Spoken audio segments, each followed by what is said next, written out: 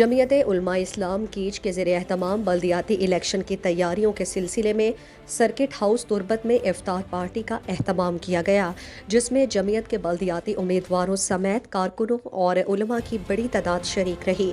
افطار پارٹی کے شرکاء سے خطاب کرتے ہوئے جمعیت علماء اسلام کے صوبائی نائب امیر خالد ولید سیفی نے کہا کہ جمعیت علماء اسلام ایک جمہوری پرامن سیاسی جماعت ہے جو قرآن و سنت کی بالادستی اور جمہوری انداز میں اسلامی نظام کے لیے جد و جہد کر رہی ہے۔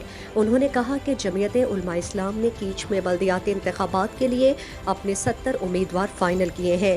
چاروں تحصیلوں میں ہمارے امیدوار موجود ہیں۔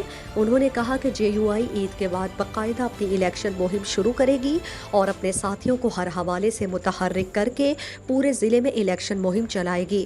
اس موقع پر جمعیت علماء اسلام کے بزرگ رہنما شیر مکران مولانا الیاس تلاوری، مفتی شاہ میر عزیز، مولانا عبدالحفیظ مینگل، مولانا جاوید نعمانی، عبدالباسط فیضی، حافظ عبدالباقی، کفایت اللہ کیفی، یلان زامرانی سمیت دیگر علماء کارکنان موجود۔ مزید دلچسپ معلومات اور خبروں سے آگاہ ہونے کے لیے Gedrosia point Facebook page, Instagram, Twitter کو فالو اور یوٹیوب چینل کو سبسکرائب کریں۔ بیل آئیکن بٹن دبانا نہ بھولیں تاکہ مکران سمیت بلوچستان کی خبروں سے جڑے رہیں۔